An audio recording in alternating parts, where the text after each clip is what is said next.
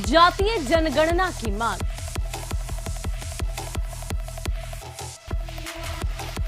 केंद्रीय मंत्री बनने के बाद आज 12 बजे पहली बार पटना पहुंचेंगे पशुपति पारस। स्वागत में कार्यकर्ताओं ने पटना में जगह जगह लगाए पोस्टर।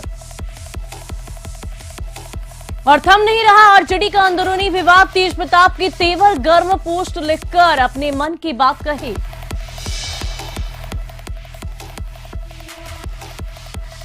धनबाद के लोलाबाद में आउटसोर्सिंग कंपनी के भूमि पूजन के दौरान बमबाजी और फायरिंग। बमबाजी के बाद दहशत में कंपनी के कर्मचारी। अररिया के सैफगंज चौक पर ऑटो में टक्कर मारने के बाद दुकान में घुसा अनियंत्रित ट्रक। 5 घायलों में 4 की स्थिति गंभीर।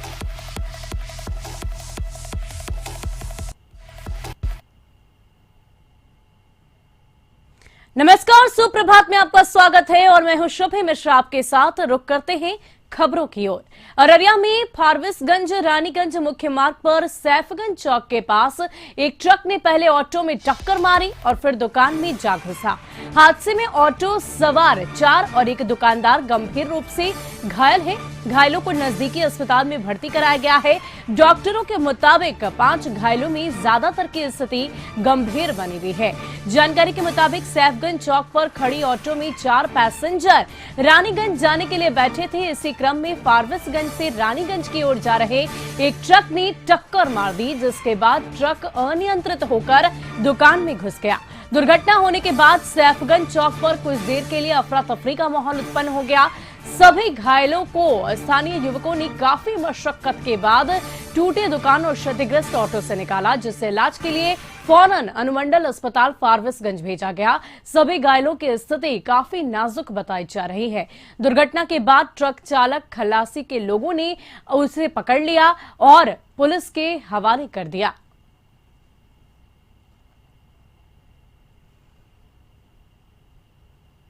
तो अररिया में फारबिसगंज रानीगंज मुख्य मार्ग पर सैफगंज चौक के पास की यह तस्वीर है, जहां एक ट्रक ने पहले ऑटो में टक्कर मारी और फिर दुकान में जा घुसा। और इस बड़ी दुर्घटना की वजह से, इस हादसे की वजह से दुकानदार भी गंभीर रूप से घायल है। इसके अलावा 4 लोग जो ऑटो में सवार थे वो भी काफी ज्यादा गंभीर अवस्था में हैं।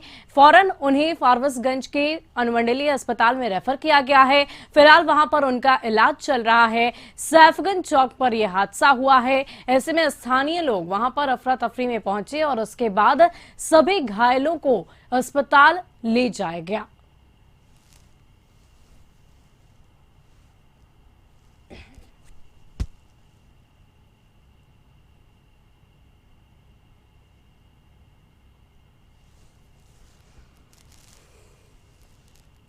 चौक पे इतना रफ्तार उसका तेज था कि वो अपना स्टीयरिंग संभाल नहीं पाया। लास्ट में घर और दुकान दोनों में घुसा दिया, जिसमें कि वहाँ बहुत सारे लोग खड़े थे, जिसमें कि कुछ लोग को चपेट में ले लिया, जो कि बहुत गंभीर स्थिति में सबको रेफरल अस्पताल लाया गया, जिसको कुछ यहाँ से रेफर भी किया गया है। टेम्पू भी था और वो एक टेम्पू है जो कि साफ थोपचा हो गया है। वहाँ घटना घटने का मेन मकसद है जो वहाँ भर दिन पैसा वसूली होता है।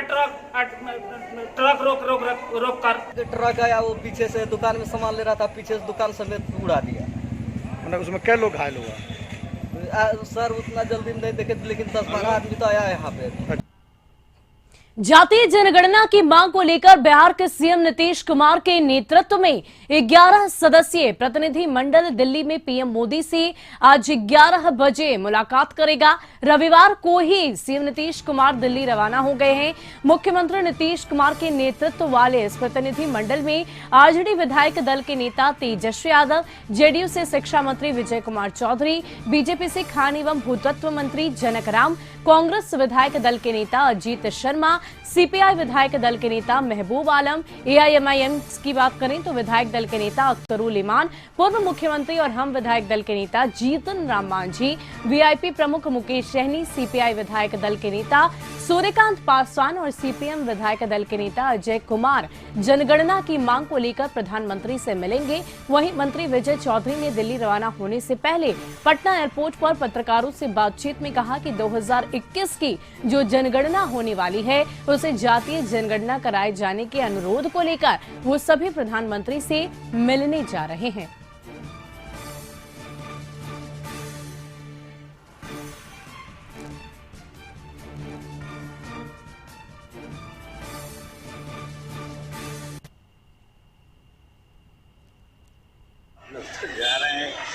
आदरणीय प्रधानमंत्री जी से अनुरोध करूँगा और ये जो तैयारी है कार्यालय है वो पहले ही किया जाए।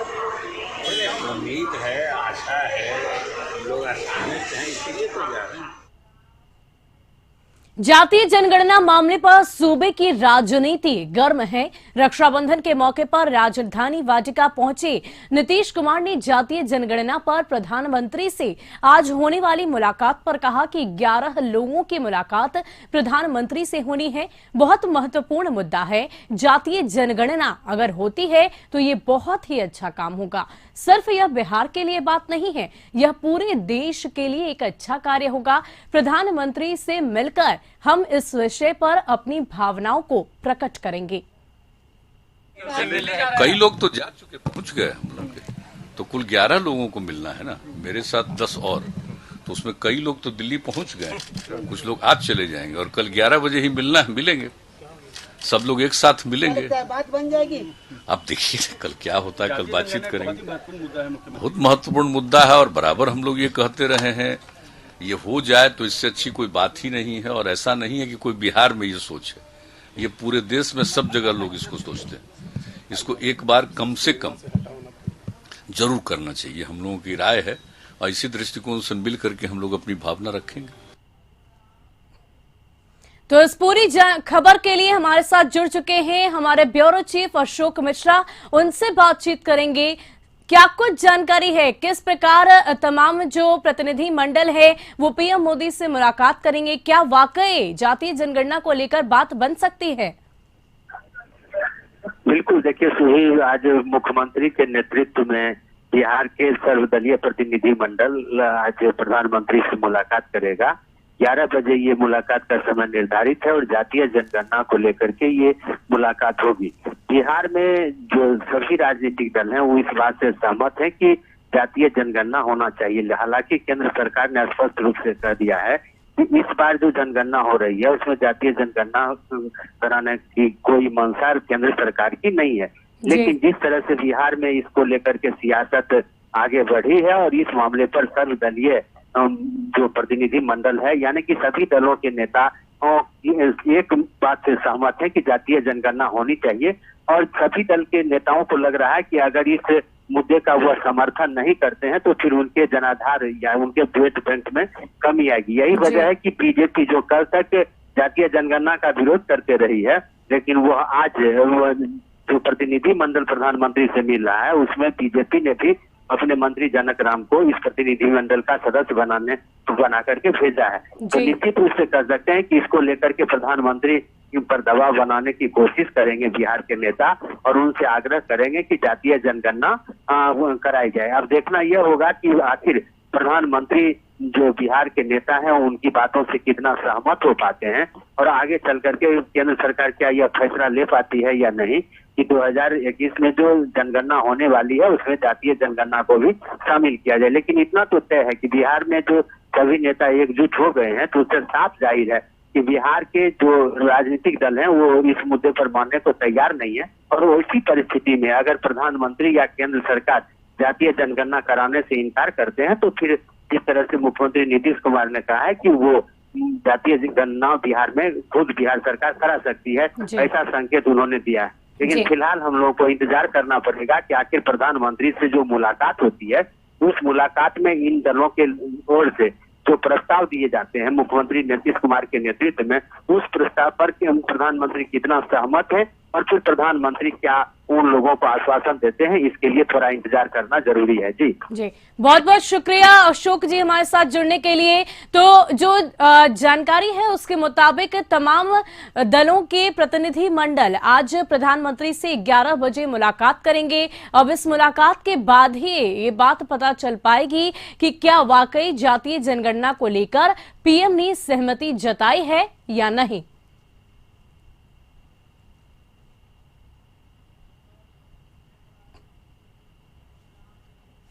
जातीय जनगणना को लेकर मुख्यमंत्री की अध्यक्षता में सत्ता और विपक्ष का 11 सदस्यीय प्रतिनिधि मंडल प्रधानमंत्री से मुलाकात करेगा। इस प्रतिनिधि मंडल में पूर्व मुख्यमंत्री जीतन राम मांझी भी होंगे। जीतन राम मांझी ने कशिश से बातचीत में कहा कि जातीय जनगणना किसी भी हालात में होनी ही चाहिए। उन्होंने कहा कि हम प्रधानमंत्री से आग्रह करेंगे कि आप जातीय जनगणना कराएं। उन्होंने निजी क्षेत्र में आरक्षण की फिर से वकालत की और कहा कि निजी क्षेत्रों में भी आरक्षण होना ही चाहिए।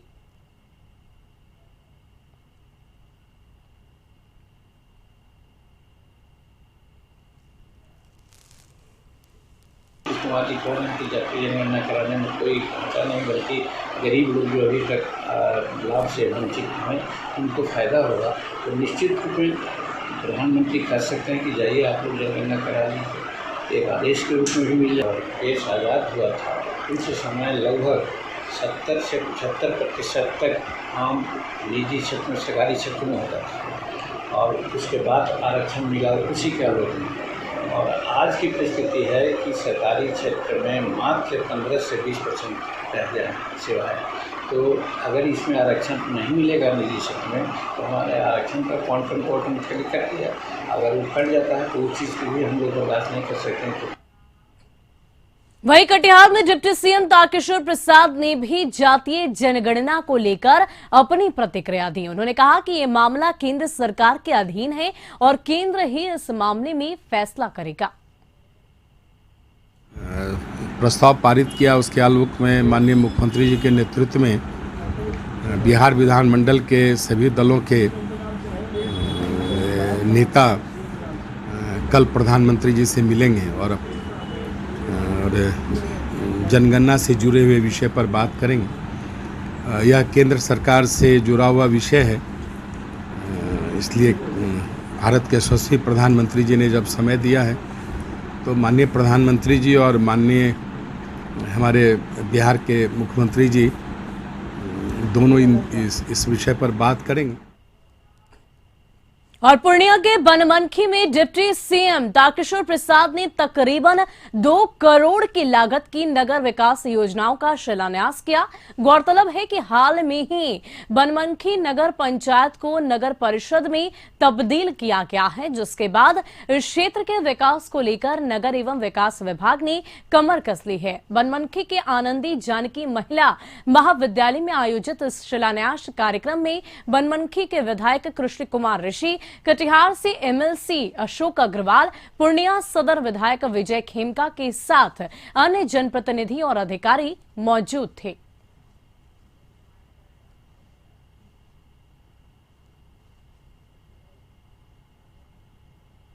बरसों वर्ष से बनमनखी व्यवसाय के क्षेत्र में अग्रणी रहा है और नगरीय सुविधा देना हम सबों का, हमारे विभाग का भी दायित्व है, हमारा सरकार का दायित्व है।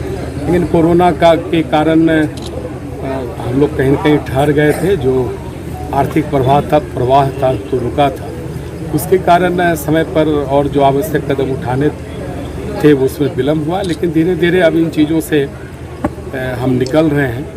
तो आने वाले दिनों में बनमनखी के नगर परिषद क्षेत्र के विकास के लिए जो भी योजनाएं नगर परिषद की जो बोर्ड है वो पारित करके भेजेगी तो हम निश्चित तौर पर उसको हम लागू करेंगे। और वक्त हो चुका है एक छोटे से ब्रेक का। खबरों का सिलसिला यूं ही जारी रहेगा।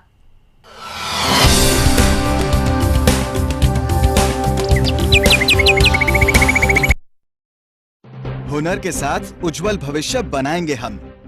वर्चुअल रियलिटी विजय कुमार सिन्हा ने एनडीआरएफ की टीम के साथ टाल इलाके के अलग अलग इलाकों का दौरा किया और बाढ़ से हुए नुकसान का भी जायजा लिया। विजय कुमार सिन्हा ने सदर प्रखंड और बढ़ैया प्रखंड के दर्जनों गांव का दौरा किया और जिला प्रशासन के द्वारा चलाए जा रहे राहत कैंप की भी जानकारी ली। इस दौरान बिहार विधानसभा अध्यक्ष विजय कुमार सिन्हा से बात की हमारे लखीसराय संवाददाता संजीव कुमार ने। हमारे साथ है बिहार विधानसभा अध्यक्ष सर लखीसराय के विधायक विजय कुमार सिन्हा जी। अभी यह लखीसराय के टाल इलाकों में जो बाढ़ प्रभावित गांव हैं वहां का दौरा कर रहे हैं, जायजा ले रहे हैं। आइए सीधे इनसे बात करते हैं। सर, बाढ़ प्रभावित इलाकों का दौरा कर रहे हैं, क्या कुछ आपने देखा? देखिए, इस बार थोड़ा भयावह था, जबकि 3-4 फीट पानी घटने के बाद भी अभी गाँव की स्थिति आवागमन अवरुद्ध है। लोग गाँव में कैद हैं और लोग परेशान हैं। अब तो पानी निकलने के साथ बीमारी का भी डर है और एक तरह से राहत की सामग्री भी पहुंच रही है, लेकिन आपदा में ये वातावरण कहीं न कहीं बहुत वो कम पड़ रहा है। गवर्नमेंट जिस तरह से व्यवस्था बनाई है, लेकिन जब पूरा का पूरा गांव प्रभावित हो जाता है, उसी स्थिति में हम लोगों को और विशेष तैयारी करनी चाहिए। उसके अनुकूल पहले से अनुमान तो रहता नहीं कि बाढ़ की स्थिति क्या रहेगी, लेकिन मैक्सिमम कितना फ्लड कैसे प्रभावित हुआ है, मैक्सिमम क्या रहा है, उसके अनुसार तैयारी होनी चाहिए ताकि लोग को राहत मिल सके। ऐसे तो एनडीआरएफ के 2-2 टीम लखीसराय जिला में हम लोगों ने बात करके मंगवाया है और ये राहत सामग्री पहुंचा भी रहे हैं। सिविल सर्जन के साथ एनडीआरएफ की टीम इलाज के लिए भी जहां ज़रूरत पड़ रही है जा रहे हैं। सजगता है, लेकिन इसकी अस्थाई समाधान के लिए ये बार बार हर वर्ष यहाँ के लोग इससे रूबरू होते हैं। इसकी नीति बननी चाहिए और इसकी तैयारी और बेहतर करने की ज़रूरत है। अभी क्या स्थिति है सर? बाढ़ का पानी घट रहा है टाल इलाके में? अभी तो 4 फीट के लगभग घटा है। कई लोग बताए, हम तो कई गांव में आधा दर्जन से ज़्यादा गांव में उतर के ग्रामीणों के बीच भी बैठे, तो लोग बता रहे हैं कि घट रहा है, लेकिन आवागमन अभी अवरुद्ध रहेगा और इसका जो बीमारी होती है जल सबसे ज़्यादा सर अब महामारी का चिंता सता रहा है। निश्चित तौर पर महामारी आपने कल अधिकारियों के साथ बैठक भी की थी जिला में, इसीलिए हमने कहा है कि टीम को बढ़ाइए और हर पंचायत में 2-2, 3-3 पंचायत के ग्रुप बना करके गांव में एक बार ब्लीचिंग पाउडर है, पीने का पानी जो चापाकल है या जो उसमें हम दवा डालते हैं, इस तरह की व्यवस्था को बनानी चाहिए। पहले से सावधानी बरतें, क्योंकि अभी एक प्राकृतिक आपदा से कोरोना से जूझ रहे हैं, ऊपर से ये महामारी कहीं न कहीं बहुत भयभीत कर रहा है। इसलिए सावधानी जरूरी है और पदाधिकारी भी सजग हैं और इसीलिए एनडीआरएफ की इस छोटे से ज़िले में 2-2 टीम एक्टिव है, काम कर रहा है। तो एक अच्छी चीज़ है कि थोड़ा सा लोग भय मुक्त हैं कि कुछ भी होगा तो हम तुरंत मुक्त। और बिहार के दरभंगा पहुंचे जल संसाधन मंत्री संजय झा ने मीडिया से बात करते हुए कहा कि सभी नदियां नेपाल से निकलती हैं। जब तक वहां हाई डैम नहीं बनेगा तब तक कोई उपाय कारगर साबित नहीं होगा। नेपाल इस काम में सहयोग नहीं कर रहा। उन्होंने बिहार सरकार की तारीफ करते हुए कहा कि खुद मुख्यमंत्री के साथ उनका विभाग लगा हुआ है और जितना बेहतर बाढ़ के बचाव के उपाय हो सकते हैं वो किए जा रहे हैं। पानी नहीं था उतना और डिपार्टमेंट ने एफआईआर किया है, कुछ असामाजिक तत्व उसको काट दिए हैं, ऐसी जानकारी मिली है। अब वो तो जांच से पता चलेगा सही है कि नहीं। दुनिया में बाढ़ आता है और यहाँ जब पानी आता है, इसी सरकार में इतना मैनेजमेंट किया गया है। जाता ना 6,000 रुपया लोग अकाउंट में, पूछिए ना, जहाँ जो एरिया घोषित होता है बीच में नहीं रहता, सीधा अकाउंट में पैसा जाता है। देवघर पहुंचे सूबे के अल्पसंख्यक कल्याण व पर्यटन मंत्री हाफिज हुसैन अंसारी एक कार्यक्रम में गुस्सा गए, जिसके बाद उन्होंने मंच से ही माइक फेंक दिया। उसके अलावा प्रखंड में आयोजित एक सरकारी कार्यक्रम में माइक खराब रहने से मंत्री आग बबूले हो गए और माइक फेंक दी। मंत्री ने उपस्थित अधिकारियों से कहा कि सरकार यहां पहुंची है और यहां व्यवस्था के नाम पर एक माइक तक सही नहीं। अधिकारी और कर्मचारियों को धमकाते हुए मंत्री ने कहा कि उन्हें पहचान ले, उनका नाम हाफिज है। इस खराब व्यवस्था के कारण वह सबकी क्लास लेंगे। जितने भी कर्मचारी यहां पदस्थापित हैं उसकी सूची तक मंत्री ने अधिकारी से मांगी और कहा कि वो तत्काल ही डीसी से बात करेंगे। मंत्री के आग बबूला हो जाने की घटना से पूरे क्षेत्र में चर्चाओं का बाजार गर्म है। वहीं विरोधी कह रहे हैं कि मंत्री के सिर पर सत्ता का भूत सवार हो गया है, इसलिए अब वो नशे में चूर हैं। आंदोलन के गुरुजी के साथी जो भी स्टाफ में अपना चाल सुधार दीजिए, एकदम कान खोल के आप लोग सुन लीजिए। एगो माइक नहीं आप लोग ठीक से रख सकते हैं, क्या कीजिएगा आप लोग? मजाक बना लिए हैं। सरकार आपके यहाँ आया है और आप लोग मजाक बनाए हैं। आंदोलन के गुरुजी के साथी जो भी स्टाफ है अपना चाल सुधार दीजिए, एकदम कान खोल के आप लोग सुन लीजिए। एगो माइक नहीं आप लोग ठीक से रख सकते हैं, क्या कीजिएगा आप लोग? मजाक बना लिए हैं। देवघर एम्स की ओपीडी का 24 अगस्त को केंद्रीय स्वास्थ्य मंत्री मनसुख मांडविया ऑनलाइन उद्घाटन करेंगे। इस मौके पर 3 सांसद भी मौजूद रहेंगे। केंद्रीय स्वास्थ्य मंत्री मनसुख मांडविया एम्स ओपीडी का ऑनलाइन उद्घाटन करेंगे। गोड्डा के सांसद निशिकांत दुबे ने इसकी जानकारी दी है। वहीं डीसी मंजुनाथ मंजरी ने जानकारी देते हुए कहा कि देवघर एम्स प्रशासन इसकी तैयारियां कर रहा है। ऑनलाइन उद्घाटन कोरोना प्रोटोकॉल को ध्यान में रखते हुए किया जाएगा। 24 अगस्त को ऑनलाइन ओपीडी का उद्घाटन होगा। बता दें कि पिछली दफा भी ऑनलाइन उद्घाटन की तिथि को टाल दिया गया था। ऐसे में जनता की भावनाओं का ख्याल रखते हुए स्वास्थ्य सुविधाओं को और ज्यादा मुकर्रर करने के लिए ओपीडी का ऑनलाइन उद्घाटन किया जा रहा है।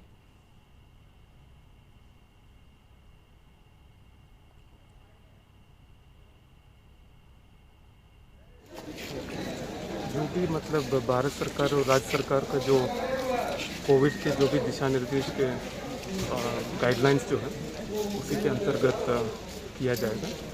और इसका जो भी नोडल है यहाँ के जो एम्स एग्जीक्यूटिव डायरेक्टर हैं वही उसको सारा नोडल वो कर रहे हैं। और हम लोग यहाँ से जो भी विधि व्यवस्था के अन्य जो लॉजिस्टिक सपोर्ट है वो करेंगे।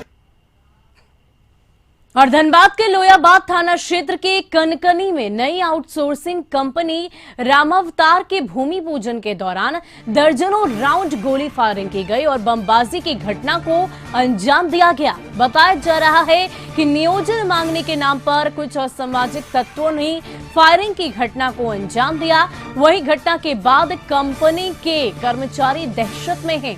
इसके अलावा धनबाद एसएसपी संजीव कुमार ने बताया कि गोलीबारी की घटना के बाद से ही पुलिस प्रशासन इस मामले में जांच कर रही है। अपराधियों को किसी भी कीमत पर नहीं छोड़ा जाएगा।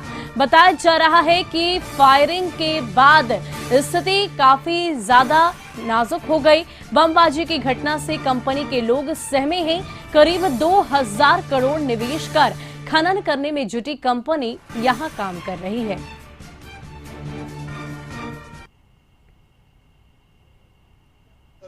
वर्सेस इसमें सामने आ रहा है कि क्या सही है क्या गलत है। इस संबंध में हमने थाना को कहा है कि जो संबंधित एफआईआर दर्ज किया जाएगा और जो भी यथोचित न्यायोचित कार्रवाई है वो न्यायोचित कार्रवाई। अपराध नियंत्रण और अपराध नियंत्रण लेकर क्या कुछ लंबित केसों को लेकर क्या कुछ अपराध नियंत्रण के संबंध में हम लोगों ने जो डिफरेंट हमारे विभिन्न क्षेत्रों में जो क्रिमिनल्स हैं उनका रिकॉर्ड अपडेट करने के लिए कहा गया है। सारा रिकॉर्ड्स अपडेट होगा और सभी ऐसे अपराध कर्मी जो जेल में हैं या जेल के बाहर हैं सबके विरुद्ध वर्तमान में क्या वो लोग क्या कर रहे हैं उसकी एक पूरी जानकारी हम लोग हासिल करेंगे और उसी के अनुसार फिर आगे। और साहिबगंज में गंगा के जल स्तर में लगभग 2 फीट की कमी आई है, जिससे लोगों को थोड़ी राहत मिली है। गंगा के जल स्तर में गिरावट आने के साथ ही बाढ़ का पानी भी घटने लगा है, लेकिन जल जमाव की समस्या उत्पन्न हो गई है।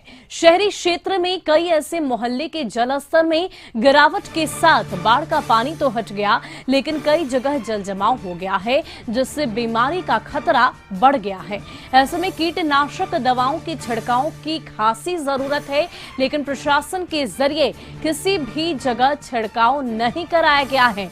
लोगों का कहना है कि काफी ज्यादा परेशानियों का सामना हमें करना पड़ रहा है। बाढ़ का पानी तो हट गया, लेकिन जल जमाव से बहुत ज्यादा परेशानी हो रही है। चारों ओर से दुर्गंध आ रही है। संक्रमण की वजह से बच्चे बीमार पड़ रहे हैं। लोगों ने मांग की है कि तुरंत इलाके में कीटनाशक दवाओं का छिड़काव कराया जाना चाहिए।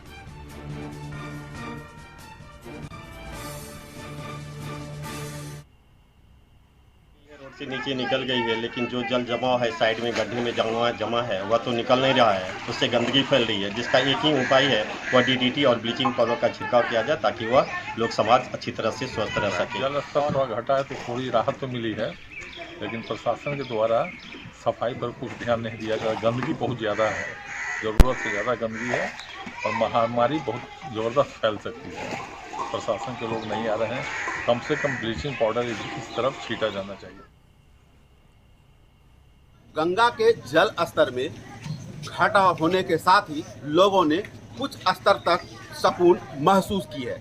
हालांकि अभी भी कई ऐसे जिले के कई ऐसे गांव हैं जहां पर कि राहत सामग्री वितरण को लेकर के सियासत हो रही है। जिला प्रशासन सक्रिय है और उसे मुहैया करा जा रही है जिस गाँवों में कि लोगों को राहत सामग्री नहीं मिल पाई। लेकिन गंगा के जल स्तर में जो वृद्धि हो रही थी, अब उसमें जो गिरावट आ रही है, इससे अब एक और समस्या शहरी इलाकों में, रिहायशी इलाकों में हो चली है, जो जल जमाव की स्थिति है। इससे खासी परेशानी हम दिखाना चाहेंगे। ये जमाव, इसके निकलने की कोई व्यवस्था नहीं है। ऐसे कई मोहल्ले हैं, चाहे भरतिया कॉलोनी हो, दहला हो या और भी 22 कई मोहल्ले हैं शहर के और भी दूसरे शहर के, जहाँ पर कि जल जमाव की स्थिति बनी हुई है और जिससे खासी लोग परेशानी महसूस कर रहे हैं। हमारे साथ मोहल्ले के निवासी, इनसे हम जानना चाहेंगे कि जी बताएं कि ये जल स्तर घटा, अब किस तरह की परेशानी हो रही है? जल स्तर घटने से सर देखिए इसमें महक हो रहा है, जिसके कारण कि बच्चे का तबीयत खराब बहुत ज़्यादा हो रहा है। कल हमारा बच्चा का तबीयत खराब हो गया, जिसके लिए कि हम उसे सदर अस्पताल ले गए। उल्टी हुआ, पखाना हुआ और उसे डायरिया का भी शिकायत है। अब महक जो है ना बहुत ज़्यादा है, गंध। हमारे साथ हम चाह रहे हैं कि और भी है, इनसे भी जानना चाहें किस तरह की अब परेशानी हो सकती है? अब सबसे ज़्यादा परेशानी हो सकती है जो है ना डायरिया फैलने का, यदि इसका। मुजफ्फरपुर में बदमाशों ने चप्पल दुकानदार समेत 2 लोगों को अगवा कर पिटाई की। घटना साहेबगंज थाना क्षेत्र के इंद्रदेव चौक की है। अगवा युवक को पुलिस ने घायल अवस्था में बरामद किया और पीएचसी में भर्ती कराया, जहां से बेहतर इलाज के लिए उसे एसकेएमसीएच रेफर कर दिया गया। लड़का को लोग बढ़िया वाला लोग आया 15-20 की संख्या में और क्या किया कि गाड़ी से लोग आया और बहन करके ले गया और लेकर और घर में बंद कर दिया। बंद करके और क्या किया कि बहुत लोग मारा और हथियार बताकर धमका कर कहा कि हम बहुत कुछ करेंगे और मेरे दुकान में भी चोरी भी किया लोग और सारा सामान भी।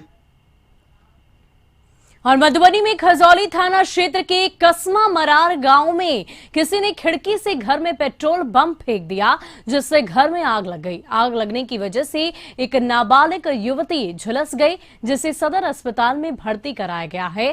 पीड़ित परिवार के बयान पर मामला दर्ज कर पुलिस आगे की कार्रवाई में जुट गई है।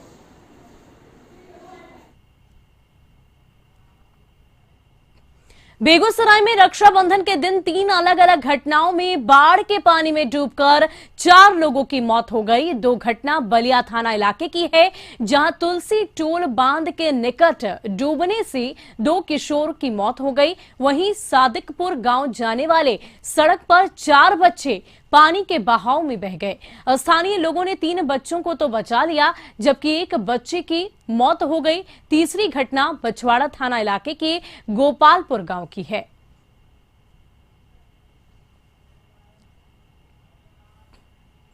तो फिलहाल के लिए इस बुलेटिन में इतना ही। बिहार झारखंड की तमाम खबरों के लिए देखते रहिए कशिश न्यूज। नमस्कार।